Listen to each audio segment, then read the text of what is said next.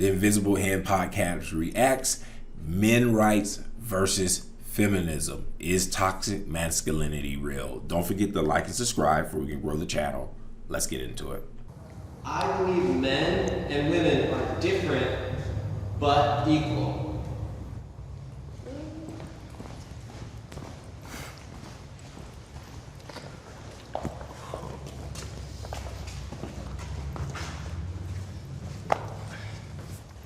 I know as a woman that I don't have the same physical strengths. Men and women are built differently. I think whenever things are built differently, it's for a reason, right? But at the same time, the amount of limits that have been put on women historically, like the fact that not too long ago we were just allowed to start voting. Even today, like the wage gap, just all types of stuff. Like women just don't have a lot of rights that are just, it should have nothing to do with what gender we are to be able to be paid equally or just be treated with respect. So, yeah.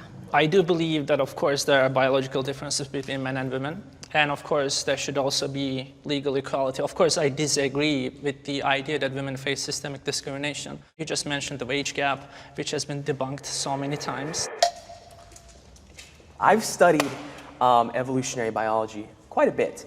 And men and women are very different from not just a physical, the bone structure, the neurological department as well as the chemical balances. And also, I don't believe that men and women are equal under the law either, or they should be rather. Children are not equal under the law. And it's not because we hate children, it's because we love them and we want to protect them. So if you believe we're not equal, then that you're inferring that one would be greater than the other. Well, so let me so that's chime what in I'm with my trying to- perspective. yeah. As far as not being equal, I don't think that necessarily means inferior or superior. When it comes to certain things like roles like childbearing, a woman is going to be far more productive and a lot more nurturing than, say, a man. And when it comes to doing a lot more of the heavy lifting and the work, a man is probably going to be more suited for that role. And I don't think that makes them any better or worse. We are just built, created, and born different. I would also like to elaborate. I am not saying that they are worse overall or better overall. They complement like each other. Like he said, they do. They complement each other beautifully. They work very well together. We when need they each other are for working in that for proper- offspring. I mean, that's part of the beauty of it. And I think trying to equalize them and make them the same and transition and all that, I don't believe is going to be the most conducive when it comes to raising children, but also just for overall well-being. I want to note that you brought up children being unequal to adults. I just hope you weren't comparing women to children. I mean, it was technically a comparison of women and children. I don't need you to suppose. protect me. I just need you not to harm me. I can protect myself. Lots of things here to deal with. So first of all, I'm going to deal with what she just did last. Number one, women tend to talk very aggressive and disrespectful to men that they don't see as men. This young guy who looks like an incel. Women are very, very emotional and sexually driven, meaning that if most of those men were alpha males and very attractive, their attitudes toward everything they're saying would have been entirely different. They could have said the exact same things that those other three young men said, and those women would have been smirking and rolling their eyes and attracted to these guys being dominant. Because of these guys and sexual selection that are probably not fall in the category of attractive to these women, a lot of their attitudes were driven by that. If you look very closely how old girl was looking at the young incel guy, and the fact that he called himself incel actually prompted her to do that. She thinks she's better than him, and that's why she talked so disrespectful to him. Now, are men and women equal? One of the biggest disconnects about this question, are men and women equal, is their roles in society and their nature. Men are warriors, they're builders, they're creators, and they mainly deal in the domain of power. And what women don't understand, when you start talking about equality, you start talking about who gets what, that's not really women's domain, because when it comes to power and dictating ultimately who gets what, it comes down to who's willing to go to war and who's willing to fight for it. And fundamentally, throughout history and based on their gender, women are not about to take anything from men. If anything, men are the dominant force on the planet between male and female. We're always going to be stronger. We're going to always be more aggressive. And until they're willing or actually in a position to compete with men to the death, they're never going to have that dominant position. I think that that's really at its core. If you skip past all the arguments, all the tit for tat, they're battling for power. However, we battle for power with hard consequences, and they're trying to battle for power through soft consequences, meaning appeals to the heart, trying to convince them because they love them, trying to manipulate them through emotion. That doesn't work in the world of power. And I think that that's one of the biggest issues with male and female. We are so different. We are so different, and our roles are so different that ultimately most men are not really threatened in any type of way by women. They're just not threatening at all. When it comes down to life or death, women are no threat. And so when they battle us for power, when we have these conversations about men and women, ultimately it gets to a point where, look, if it really came down to it and we didn't want it to happen, we're going to implement and enforce our power, and there's nothing you can do. Now, I'm not saying that I'm looking to do that. I'm just simply saying that when it really comes down to it, that's what you're really dealing with at its core. Toxic masculinity is real.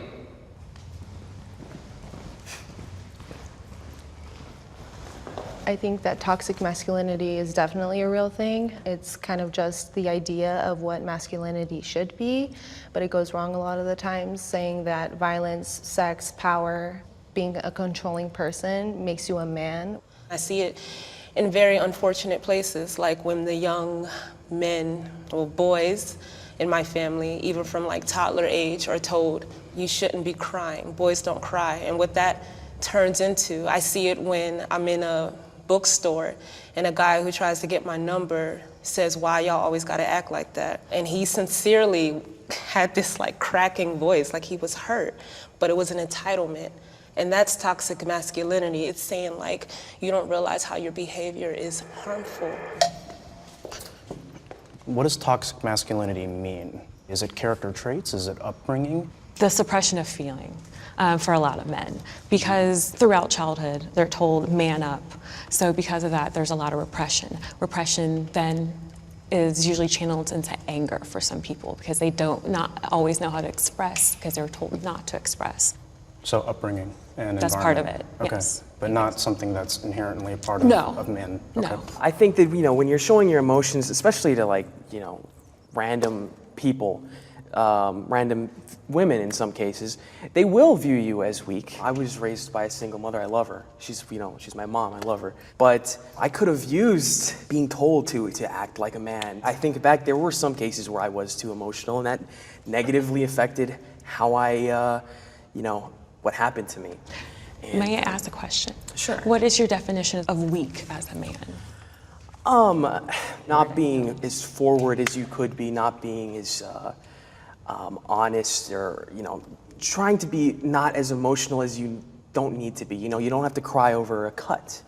I know sometimes cuts hurt a lot, but sometimes it's necessary to be strong. So rule number one, anybody watching this video, is women do not get to define masculinity. You shouldn't be looking to a woman to explain what masculinity is, because masculinity fundamentally goes against what she is. So for you to listen to a woman and define toxic masculinity is your first mistake. So let's get into the true nature of why women got a problem with toxic masculinity, or even try to create this word. Number one, men are a threat to women. Let me repeat it again. Men on a biological, physical level is a threat to women, meaning that we're more powerful than them and they know it. They live their entire lives knowing that men are a potential threat. Women have to worry about if men are in the area. Women have to worry about if men want to take something from them. When women walk around at night, she has to worry about a man, essentially, because at the end of the day, a man is much faster and stronger and can technically take something from her. If there's bad men in the world, the reason that they're not dominating women right now is because there's other good men that won't allow it. So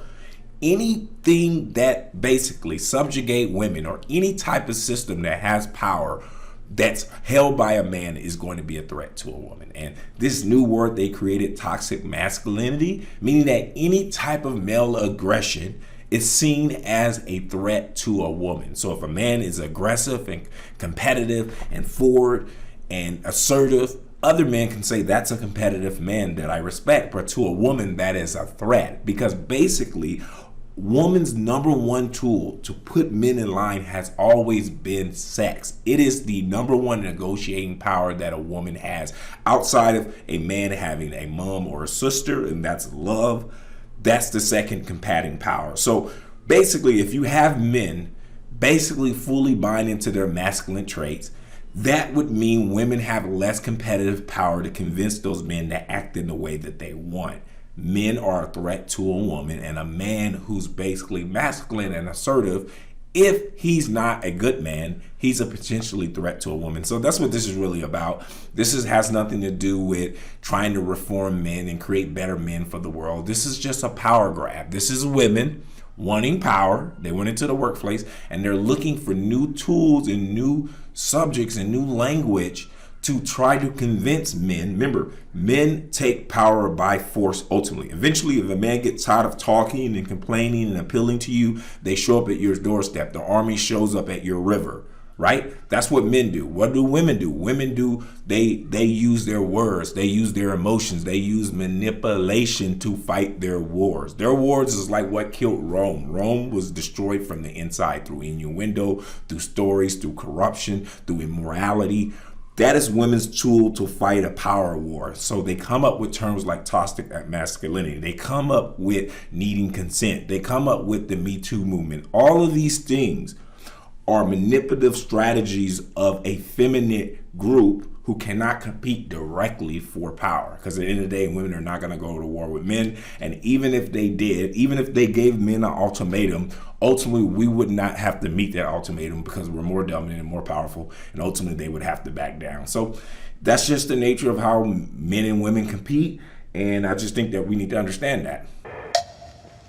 Today, women have more advantages than men.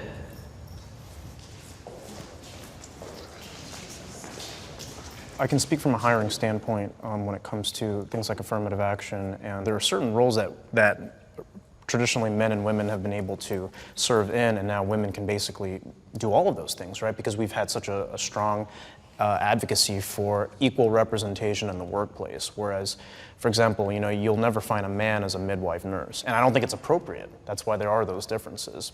Women in like the most important parts of society have an advantage. There's a lot of positions that men simply aren't getting hired at anymore because of the fact that they're a man.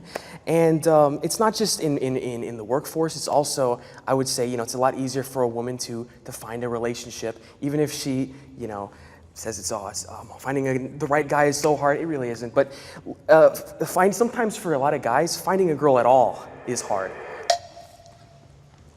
If I have to consider what I wear before stepping out the house, because I don't want to draw some type of attention, I don't know how many other men have to consider, is this outfit going to be deemed safe for me? Any situation that I have experienced where I physically felt endangered simply because I don't want to give my number out. It's part of that entitlement for men. You're not entitled a conversation with me. You're not entitled to my number. That aside, it's like, are you going to make one example of the entitlement of men when it comes to asking for your number be the all-encompassing thing that all men have a problem when it comes to approaching women? Well, firstly, it's not just an example. It's not necessarily all men. I don't dislike men. I love sports, I play video games, I have bros, I hang out with dudes. We just want men to realize that if you have friends that are having locker room talk, as a man, as an ally, please say something to your friends. Do you think repressing that is really the solution here, though? If it's in a healthy male space. There's nothing I don't think healthy that's about healthy. that. I think it's No, toxic in itself. I mean, if you're making jokes and you're doing all of that. Jokes that are harmful jokes are not healthy because they just lead to people normalizing things. People always say, oh, it's just a joke. But when someone else hears it, they don't realize how that resonates. And again, how that turns into violence. This is not an isolated situation. I'm only thinking of 3 off the top of my head because if I think of too many, I'm gonna spiral. So a lot of times when we having these conversations between men and women, there's going to be a night and day difference on our opinions about what's appropriate. For instance, in the video, she mentioned the guy talking about we're making jokes and kind of jostling in the locker room. For a lot of men, that is how men are. And even if it could go too far, so what? That's how men jostle. We are aggressive men filled with testosterone. It's natural to express this. Now, to a woman, that's never going to be natural. So to really listen to her opinion, she's basically expressing her differences as a woman compared to a man. Just like if she start talking about her emotions and crying and sharing everything, most men are going to be kind of taken back about that, because naturally that's not what men do, nor should we do that. So I'm not going to take any side here, but I think that the most important thing here is that, do women have a better advantage in society than men? I would say no. I would say that it's a trade-off for both parties. I'll give you an example. Let's look at the most important things in life.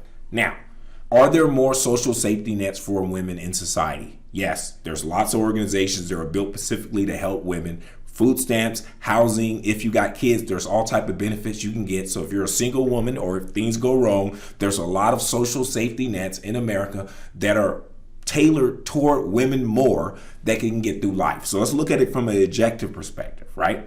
Now, if you're a man, if you're a loser, if you don't have any money, if you're a failure, if you're doing bad, are there less conventions, and are people generally less conducive of wanting to help you? Absolutely. They expect you to man up. They expect you to suck it up and figure it out. Now let's look at this. That's another metric when it comes to getting through life, if we're going to talk about advantages. Getting a relationship, getting the opposite sex. Is it harder for a man or for a woman? It's definitely harder for a man. If a man is not able to perform or provide resources or be confident or do basic things, he wouldn't be able to get any woman, no matter how bad she looks. Most women, even if they're fat, have a probability of mating at the minimum. So when you start looking at basic stuff about survival, social safety nets, and ability to procreate, it's easier for women in an industrialized country like America. Now, if you even think about the role of a man in society, if you think about how men basically have to take majority of the risk for this society to exist, what does that mean? That means that if there's a war, men need to go take the fight to the enemy and potentially die. Some of the people who mainly die in the military are young men, 18 to 25. So if you think about that, there's a cost to be the boss. And women, they have the secondary passive role of having kids, staying home, and being protected. That is what you have to do, and men usually have to do more to have you under us. So we don't get to be the boss and the leader in the relationship for free. We have to give something up. We have to risk our lives. We have to carry the burdens. We have to fight the wars.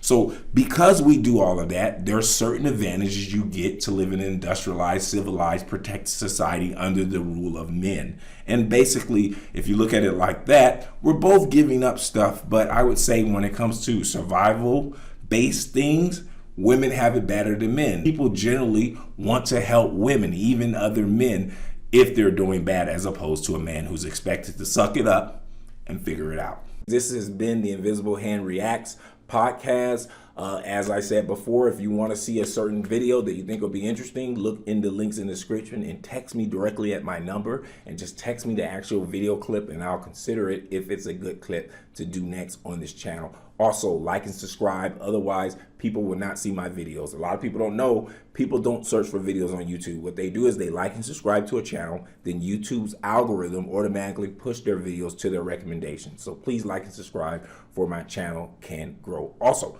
if you can help me financially grow the channel, I'm trying to buy new equipment, hire new people, make the quality better, just shoot me a text. The link's in the description to the number that you can actually shoot me a text and just say, I want to support. I'll send a link back with different ways you can support the channel. Till next time, my friends, I'm out.